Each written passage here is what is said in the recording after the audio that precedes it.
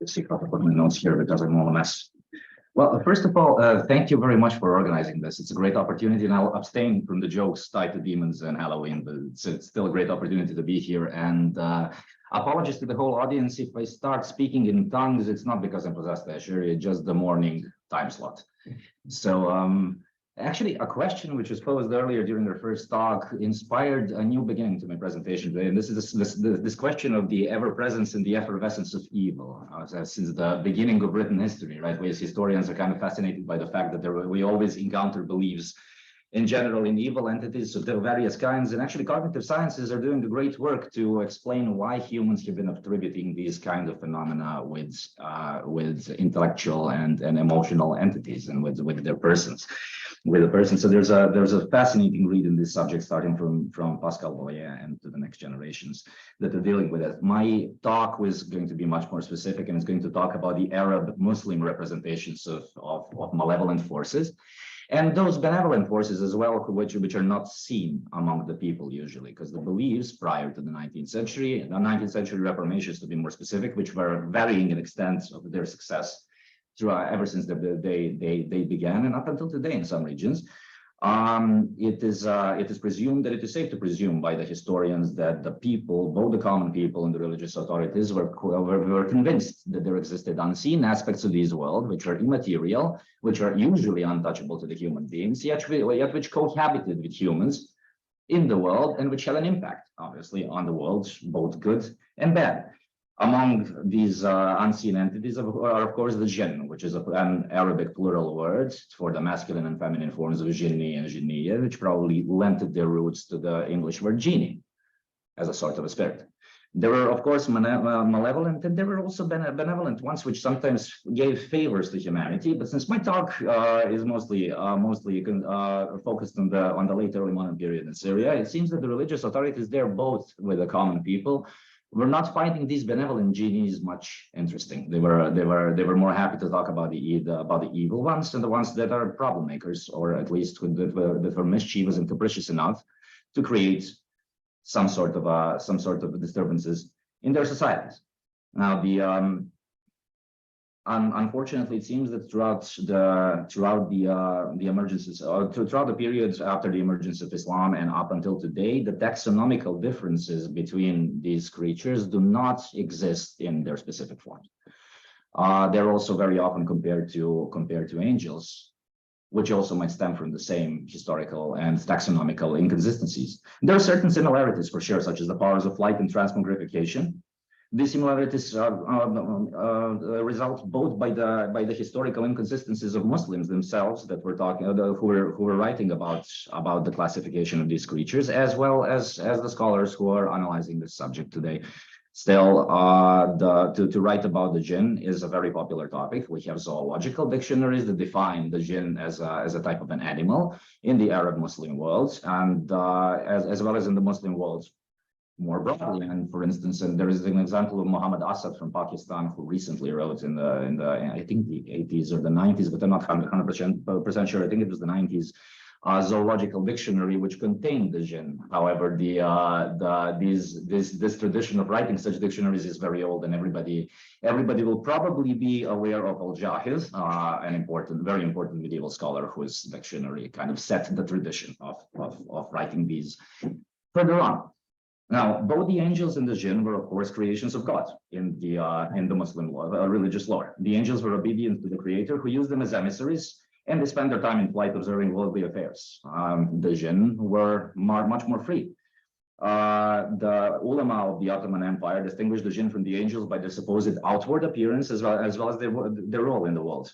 They believed that the angels were created from light and aesthetically much appealing forms, while the jinn had grotesque bodies made of air. However, the truly malevolent ones, sometimes called the shayateen, of which the singular form is shaitan, or quite often ifrit as well, were creatures made of fire, and they, of course, inhabited corresponding elements. The jinn retained their freedom of will, allowing many Muslim scholars to over time classify some of them as devils due to deliberate intent, because jinn, according to the Quranic rules, could sometimes become true Muslims, and of course accept all the proper prescriptions of the religious orthodoxy in place. The story about such jinn is, of course, the stories about them are not very prominent during the 18th, 19th, and the 20th centuries in Syria and Lebanon. And most of them are found in the work of these legal scholars, of which I'm going to talk just in a couple of minutes. And most of them seem to draw directly from the stories in the Hadith. So it seems that nothing new has happened to explain something about the benevolent jinn from my sample of the sources.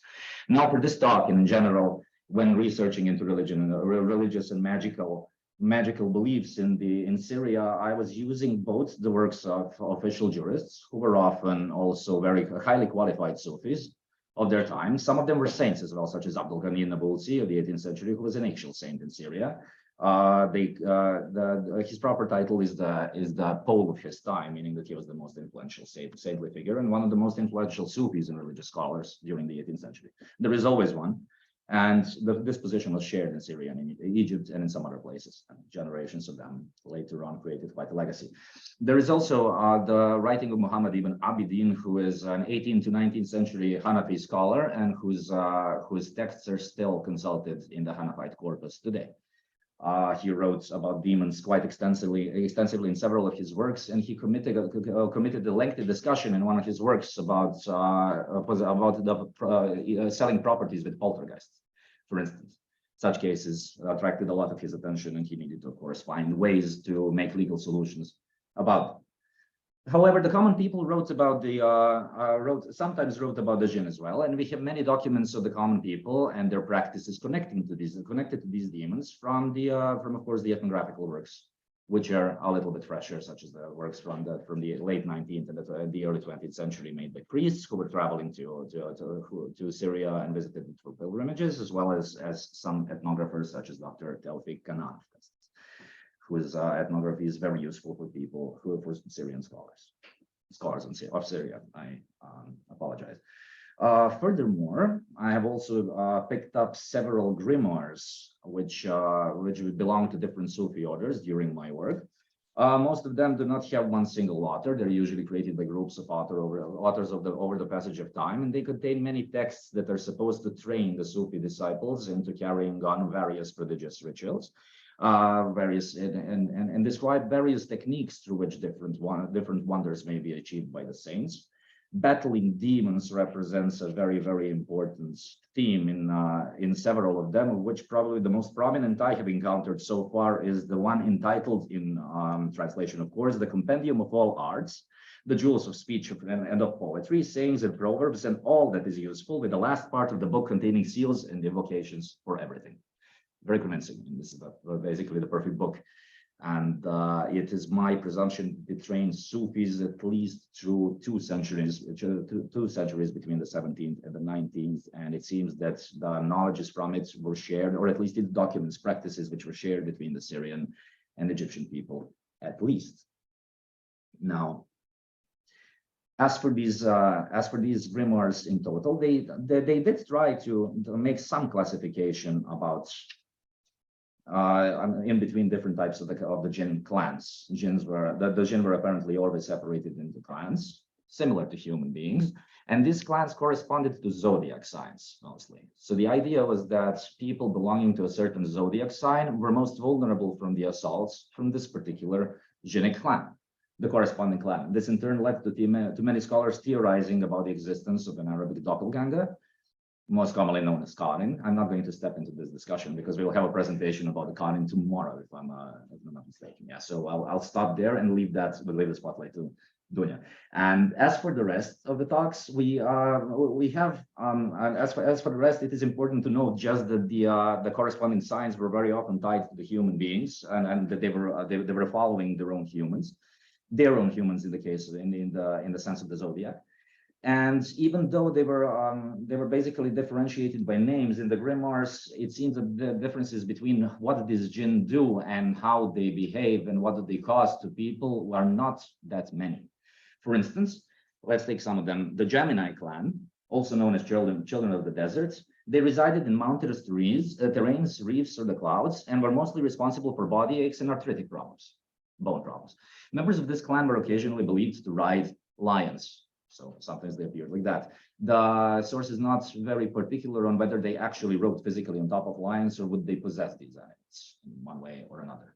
The Cancer clan, also known as Children of the Tempest, inhabited the cliffs and mountain ridges. The Cancer clan caused malignant growths in the body, as well as aches and pains in the vital organs at the back.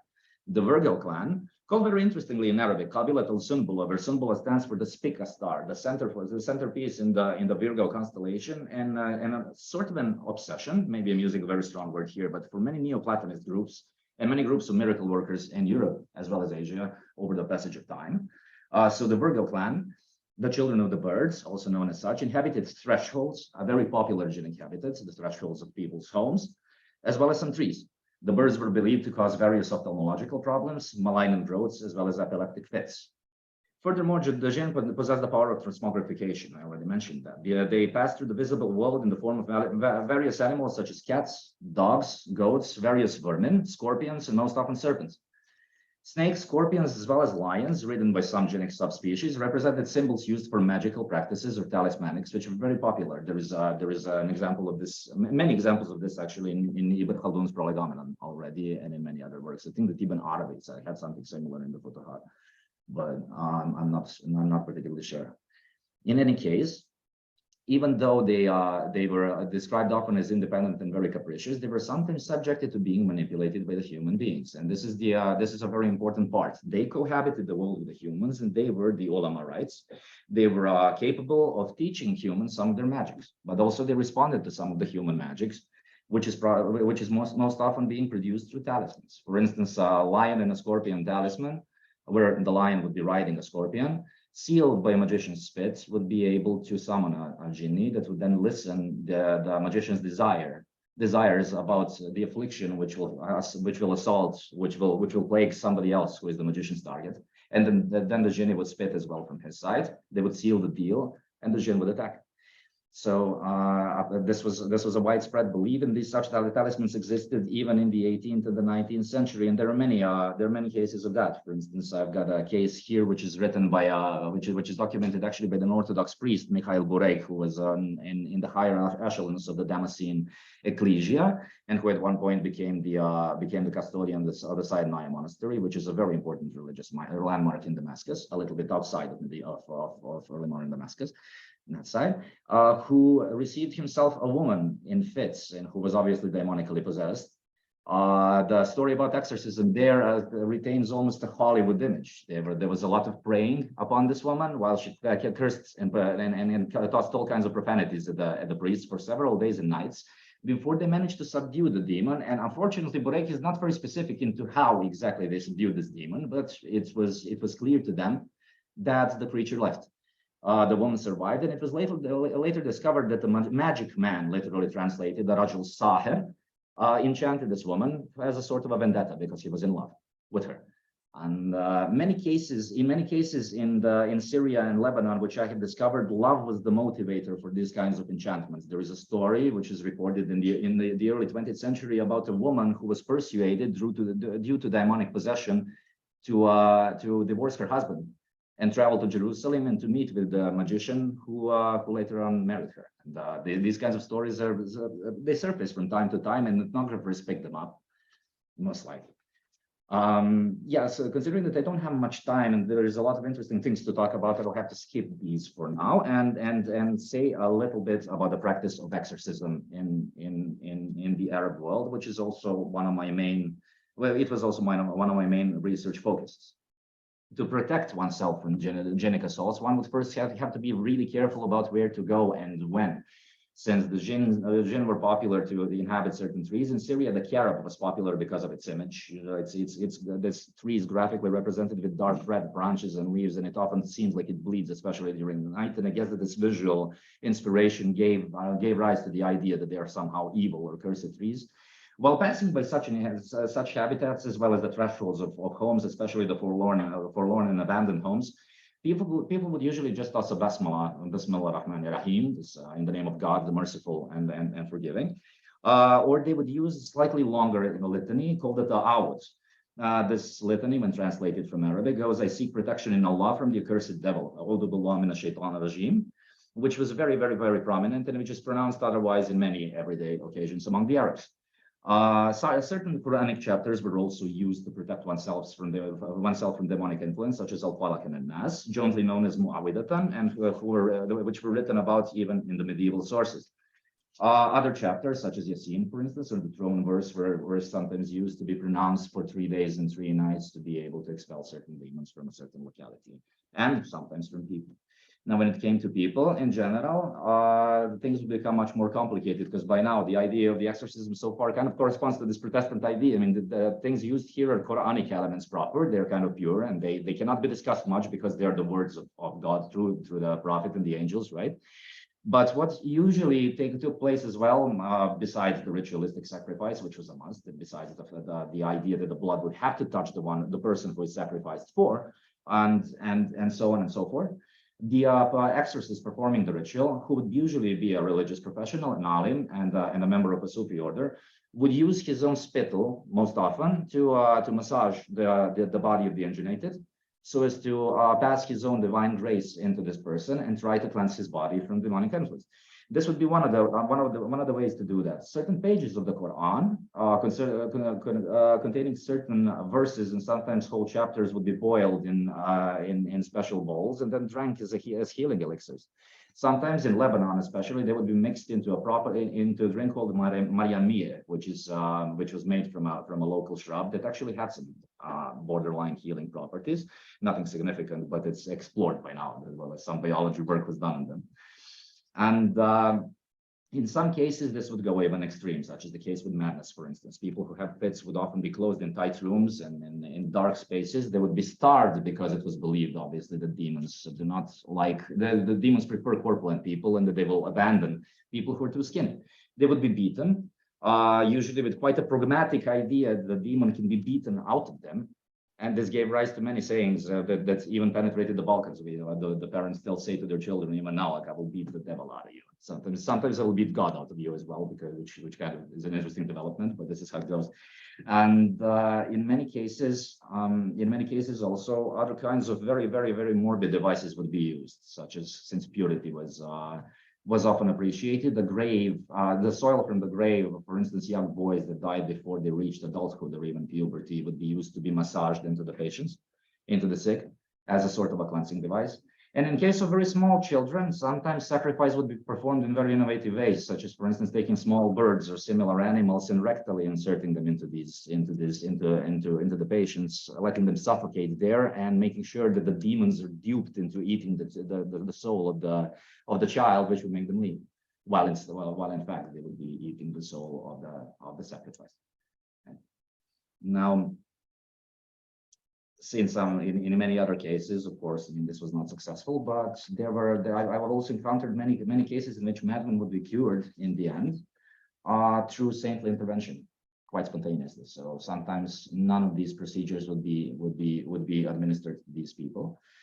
Specific is the case of one monastery committed to Saint George in the town called Al-Khadr in Jerusalem, where madmen would be tied to a chain, which would be conducting or believed to be conducting divine grace from the cross of the nearby church into the shackles of the madman.